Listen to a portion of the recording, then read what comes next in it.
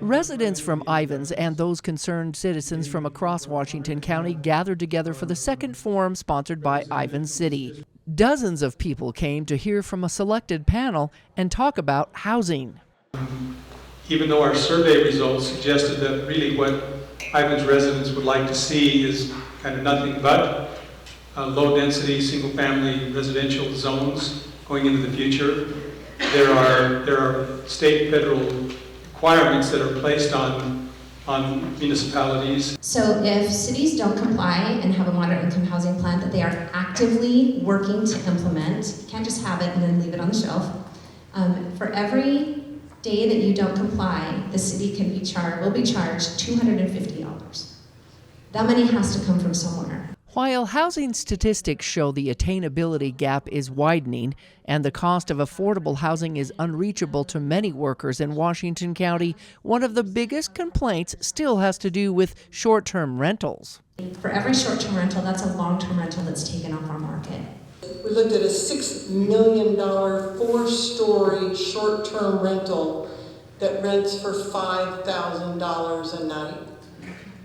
The Ivins City Council has approved hundreds of short-term rentals, which we've already talked about. The data clearly shows these result, and you acknowledge that, in higher rent prices and decreased availability of long-term rentals. The cities do struggle with it, and we are grateful to have the opportunity to work with the legislature. And so this particular session, there was a bill passed around short-term rentals. That bill is an opt-in bill for municipalities, and it largely targeted many of the other municipalities in the state because, to be very honest, in Washington County, our municipalities have been trying to be thoughtful and proactive and plan appropriate places and uses for that demand that is showing up in a community that, whether we like it or not, is becoming a resort, a destination community. Then there were those concerned about the environmental footprint due to the projected incoming population of those wanting to make this their permanent home. What creative avenues for limiting growth while providing affordable housing exist? So the home show was advertised as St. George most expensive home show. The median price of the home shown of the 30 was $2.6 million. And the size of those homes was probably median above 4,000 square feet. I think that would be the single biggest factor in reducing the footprint of growth by making smaller unit sizes. 2,300 more employee housing, 1,700 more transient units. So we've got less than 2,000 square acres to cram all these people in here. The reality, as has been pointed out, is that we have been discovered and it is growing. And so dealing with the reality that we have to think differently. And at some point, this whole area will be built out. So how are we proactive in how we're going to make that happen? Because it's coming. But I've never heard anybody talk about the concept of carrying capacity. And land managers have long time realized that land and resources have limitations. You're making an environmental point that the land, the area that we have as a city, has sort of an inherent capacity, and that if we exceed capacity, quality of life diminishes. If we can change that trend to accommodate the full spectrum of sizes of homes, will reduce the environmental impact.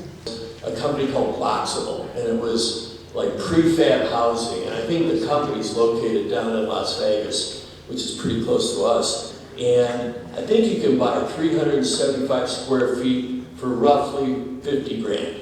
While some were concerned about making enough room for those moving in, others were addressing the NIMBY or not in my backyard stigma. But this is an example of what can be done if design requirements and ordinances steer developers to something that is more innovative in appearance. Ideas around obtaining land from BLM or even SITLA, the state's land trust, to build or place new attainable housing on are still in the works. In carving out portions of their land for teachers, administrators, bus drivers, etc., service for affordable housing instead of building all short-term rentals, which they've been doing. If we can carve out some land that Sitla owns and we can come up with a project that's going to meet these needs, we can take it back to our board and really push that through. And so we're actively working on that. What model is going to be used for the Sitla land to try to incorporate these things in a fair way, in an environmentally sensitive way, and in a way that is sensitive to general values in Washington County, but also local values of those like my wife and I that live very near those lands. If we are not thinking in ways that we ought to be thinking, then we ought to be reconsidering how we're thinking. In And what Ivins, does Melissa that Anderson, translate Community into Education in News. the way we go through approvals and